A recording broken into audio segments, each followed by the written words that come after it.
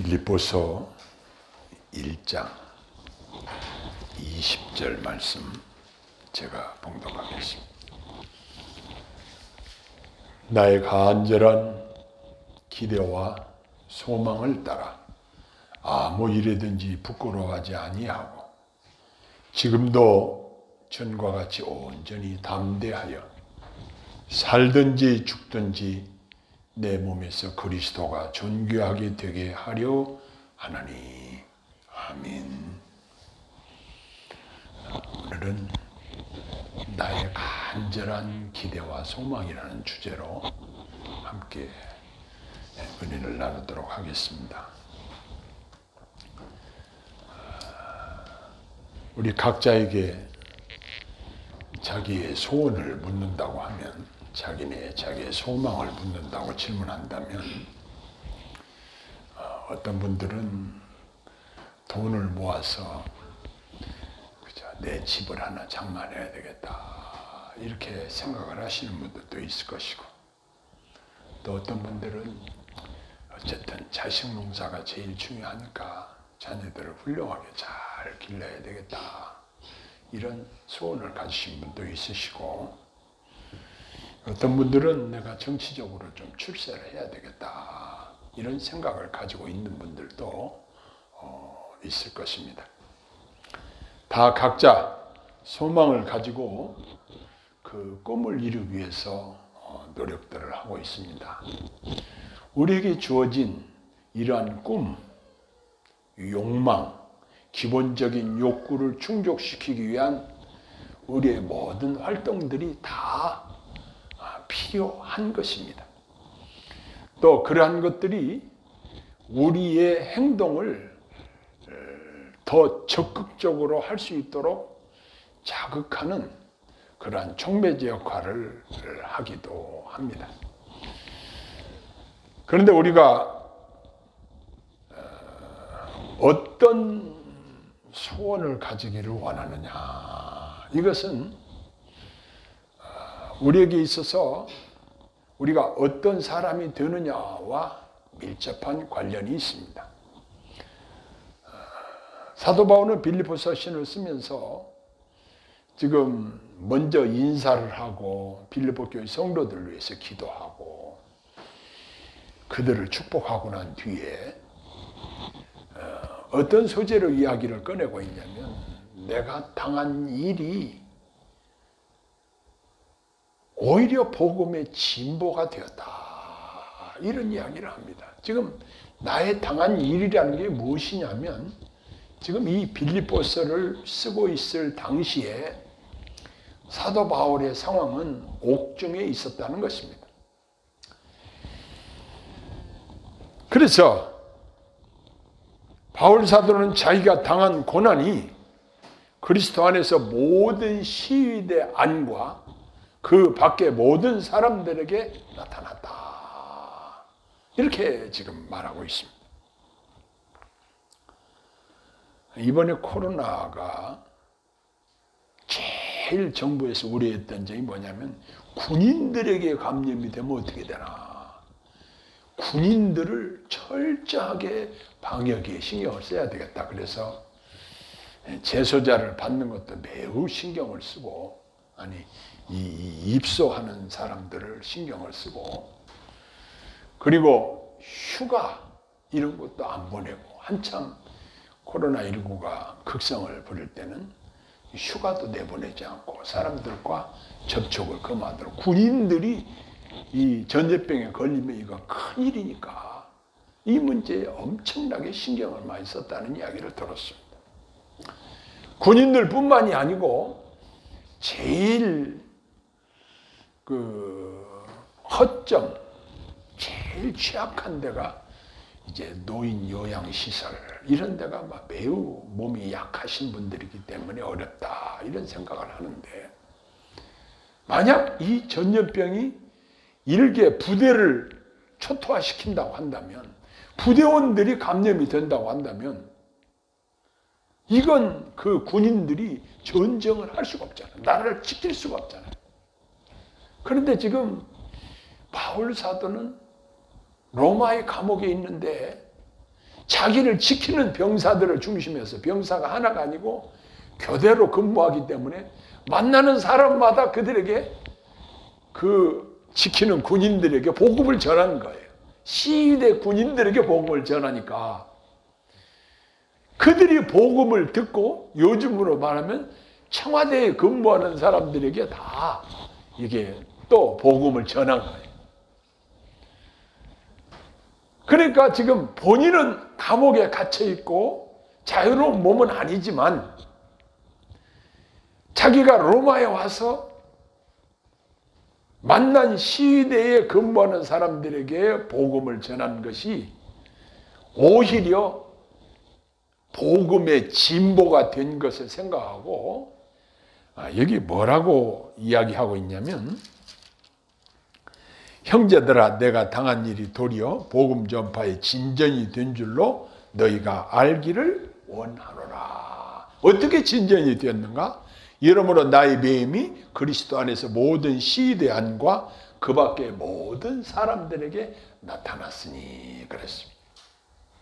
마치 전염병이 퍼지듯이 바울사도 한 사람에 의해서 시대에 근무하는 사람들에게 자기를 지키는 군인들에게 이제 말할 수 있으니까 말을 통해서 그들에게 복음을 전하니까 이 일로 인해서 많은 사람들이 복음을 접하게 되었다는 사실입니다. 즉 이처럼 바울사도를 지키던 군인들이 바울사도에게 복음을 듣게 되어서 그 복음이 전파된 것을 기뻐하면서 자기가 지금 갇힌 것은 별로 크게 부각시키지 않고 있습니다.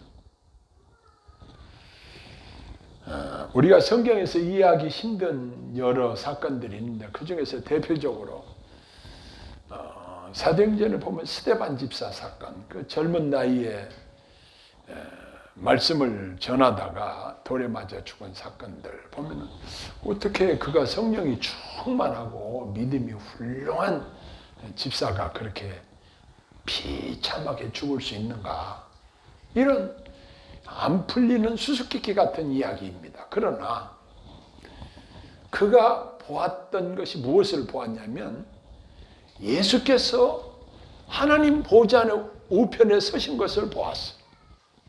그가 바라본 것은 하나님 나라를 보았어. 하나님 우편에 서신 예수님을 보고 그가 기도한 내용은 주 예수여 내 영혼을 받으시옵소서.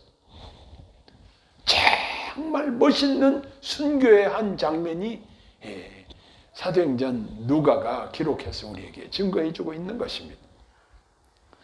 육신적인 생각으로 보면은 너무 안 됐어요. 너무 비참하게 돌에 맞아 죽었어요. 그런데 실제적으로 그가 얻은 영광은 천국에서 놀라운 상급이 그를 기다리고 있었다는 사실입니다. 우리가 이건 육신의 생각으로서는 도무지 이해가 잘 안 될 수 있습니다. 그러나 성경은 그의 아름다운 순교의 장면을 그대로 기록해서 우리에게 보여주고 있습니다. 지금 바울 사도는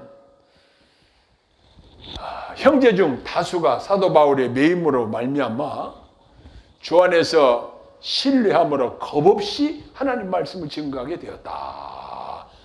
자기가 갇힌 이야기를 듣고 믿음의 형제들이 어떤 반응을 보였냐면 나도 여기에 갇힐 셈 치고 나도 고난 당할 것을 각오하고 복음을 전해야 되겠다. 이러한 각오와 결심이 더 단단해지고 더 열심으로 복음을 증거하게 되었다는 것입니다. 그러니 자신이 죄수의 신분으로 구속되어 있는 그 상태가 오히려 복음의 진보가 되었으므로 본인은 기뻐한다는 이야기를 했습니다. 그뿐만 아니라 어떤 사람들은 투기와 분쟁으로 복음을 전하고 그랬는데 어떤 이유로든지 전파되는 것은 예수 그리스도가 전파되고 그리스도의 복음이 전파되었기 때문에 나는 기뻐하고 기뻐한다. 이런 이야기를 지금 하고 있습니다.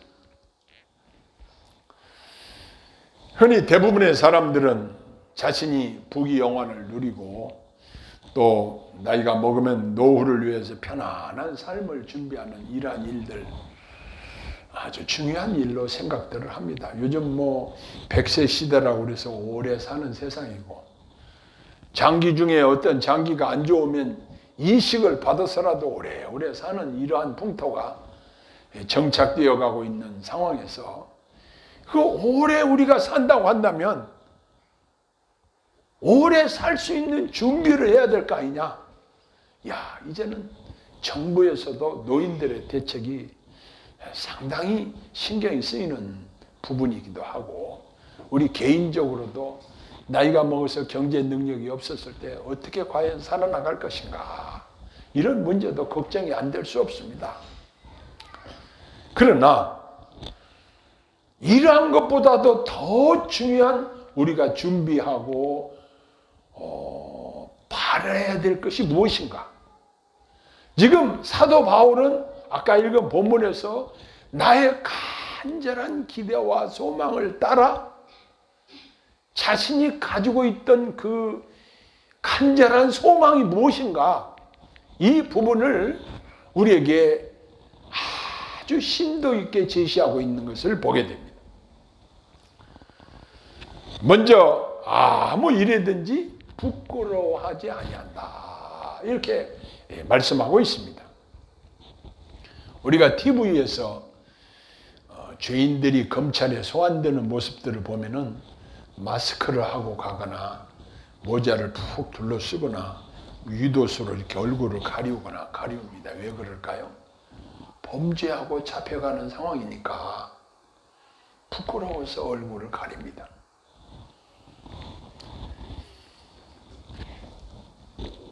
어떤 사람들은 죄를 지으면서도 뻔뻔스러운 사람들도 있습니다. 그러나 대부분의 사람들은 범죄하면 부끄러워합니다. 누가 보든지 안 보든지 간에 하나님 앞에서, 사람들 앞에서 부끄러운 행동을 해서는 안 되겠죠. 그 구약성경의 요셉의 경우를 보면은 보디발의 집에 종으로 팔려가서 그 집에서 근무하고 있을 때에 요셉이 용모가 준수하고 잘 생겼었다고 합니다. 그런데 보디발의 아내가 날마다 그를 유혹하고 그에게 부정한 요구를 합니다. 그때에 요셉은 무엇을 의식했냐면 하나님을 의식했습니다. 내가 어떻게 하나님 앞에 득죄하리까? 하나님이 우리를 지켜보고 계시다는 이 사실을 인식할 때에 우리는 부끄러운 행동을 할 수가 없는 것입니다. 사람들이 안 보는 데서 부끄러운 행동을 할 수도 있을 것이에요. 그러나 하나님께서는 우리가 어디에서 무슨 말을 하든지, 무슨 마음을 먹든지, 무엇을 행하든지 간에 하나님께서는 모르시는 것이 없으시고 다 기억하고 계시다는 이 사실을 우리가 생각할 때에 하나님 앞에 결코 부끄럽지 않는 이러한 삶을 살아야 한다는 사실입니다. 우리가 직장에서 일을 할 때도 주인 볼 때만 열심히 하고 그렇지 않을 때는 열심히 하지 않고, 이런 건 눈가림하는식, 이런 건 우리 그리스도인의 합당한 태도가 아닙니다. 왜 그럴까요? 우리가 하나님 앞에서 부끄러운 행동을 해서는 안 되기 때문에 그렇습니다. 항상 하나님의 시선이 우리에게 집중되어 있다는 사실을 우리는 기억해야 할 것입니다. 두 번째로 그의 소망은 무엇이냐면 온전히 담대한 삶을 소망했습니다. 구약성경에 보면은 60만 이스라엘 백성들을 출애굽할 때에 영도자였던 모세의 후계자로 여호수아가 하나님께로부터 임명을 받았습니다. 그가 이 막중한 소임을 감당하기에 앞서서 여호수아 1장에 보면 하나님께서는 여호수아에게 당부하신 말씀이 너는 마음을 강하게 하고 극히 담대히 하라. 네가 어디로 가든지 너와 함께 하겠다.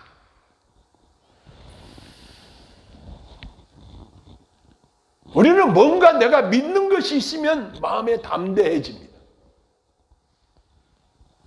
우리는 전지전능하신 하나님의 백그라운드가 있습니다. 그분이 우리를 도우십니다.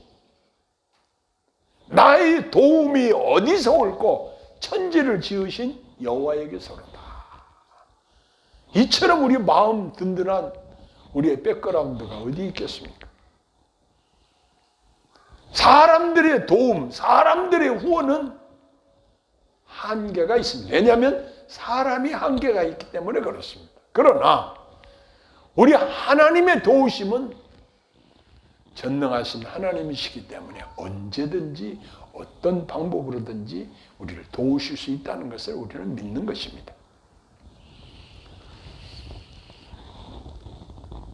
특히 우리가 복음을 전하는 그러한 자로서 우리가 보다 더 담대하게 복음을 전해야 할 것입니다. 요즘 코로나 사태로 인해서 사람들이 걱정을 합니다. 이러다가 교회 집회가 잘 안 되고 이거 교회가 더 침체되는 거 아니냐. 교회가 앞으로 더 어려울 것이다. 이러한 전망을 하는 사람들을 많이 들었습니다.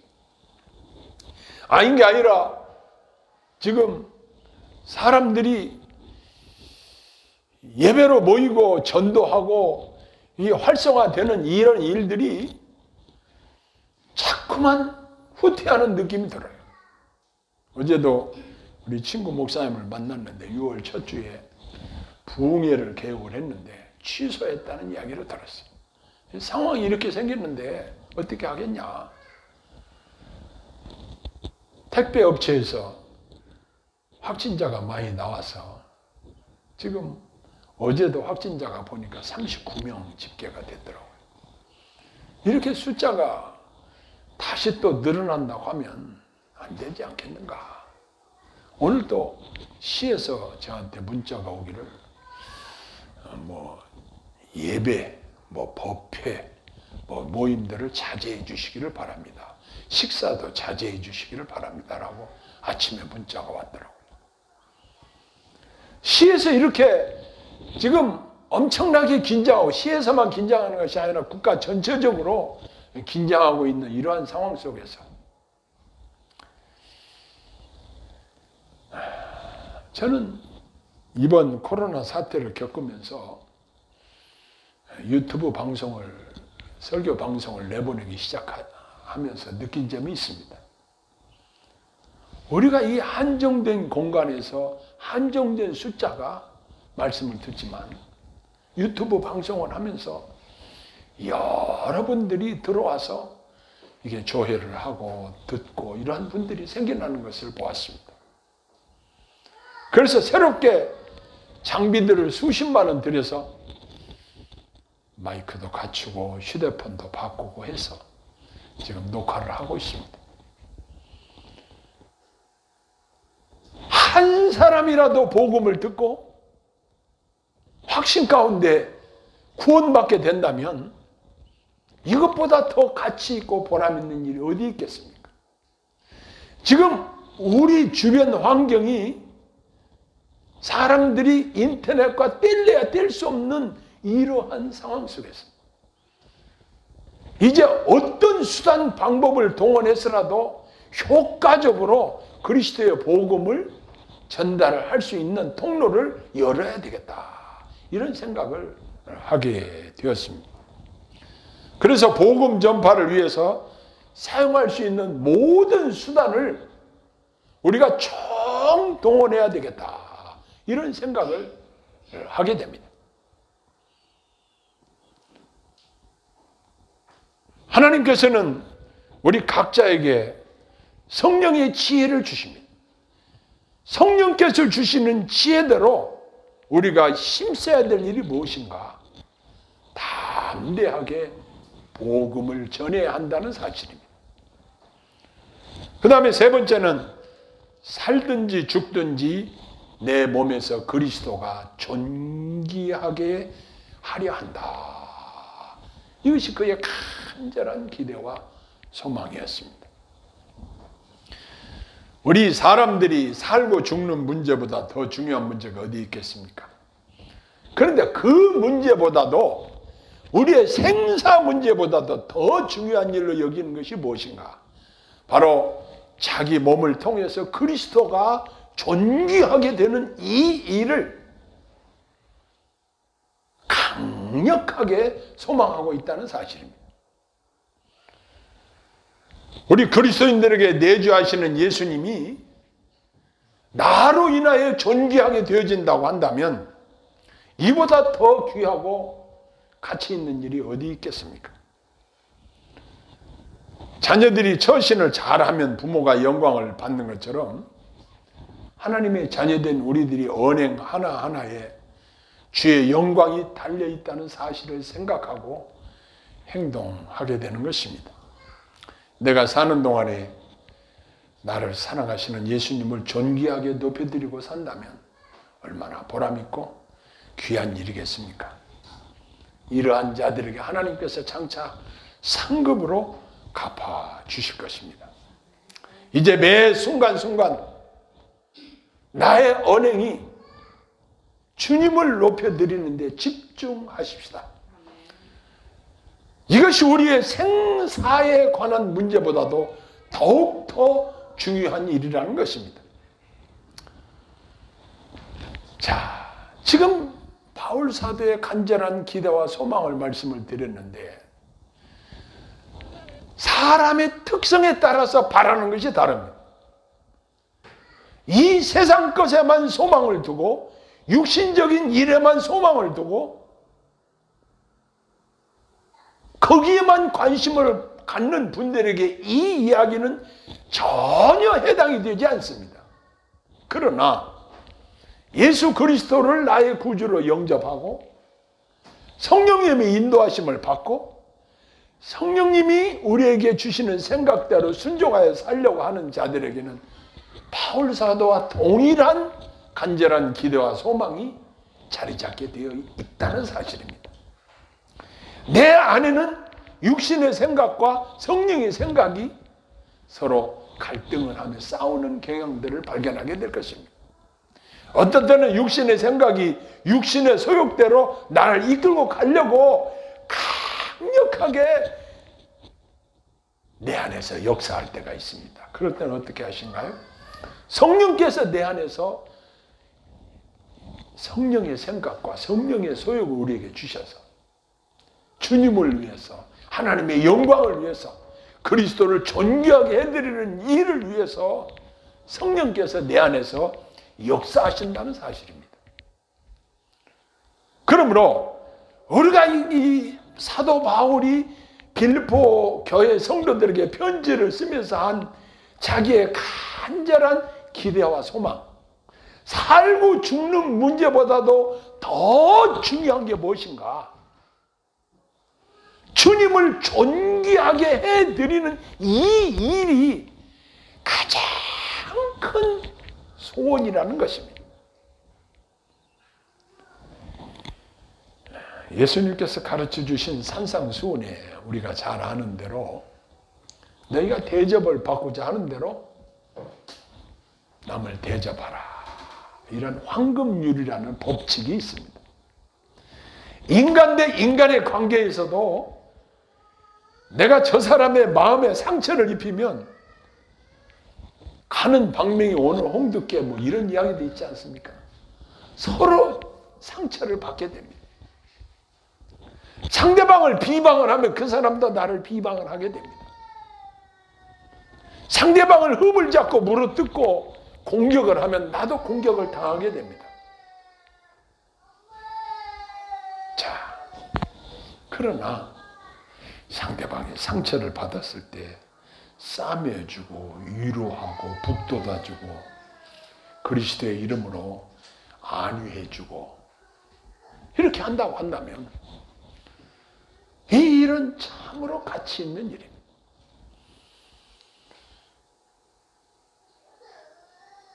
우리가 그리스도를 존귀하게 해드리는 일이 이처럼 우리 삶에서 중요한 일이라고 한다면 그것이 돈이 들어가는 일도 아니고 그렇게 못할 일도 아니고 내가 할 수 있는 범위에서 우리 주님을 존귀하게 해드리는 이 일에 최선을 다해야 할 것입니다.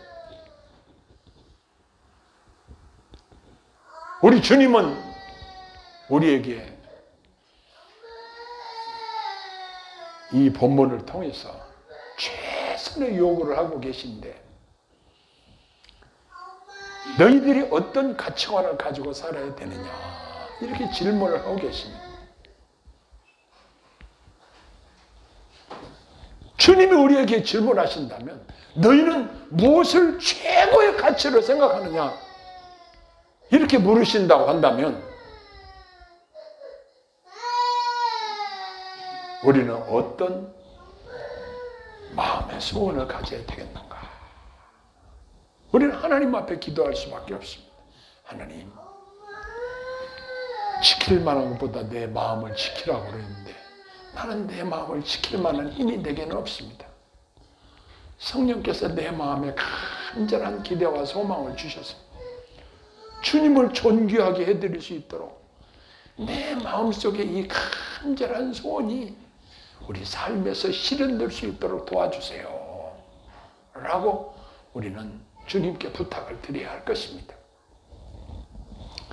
이렇게 살 때에 나의 남은 인생을 사는 동안 주님을 존귀하게 해드리는 일에 내가 사용될 수 있도록 인도해 주시기를 기대합니다. 이것이 인생의 진정한 승리자요 성공자일 것입니다. 기도하겠습니다.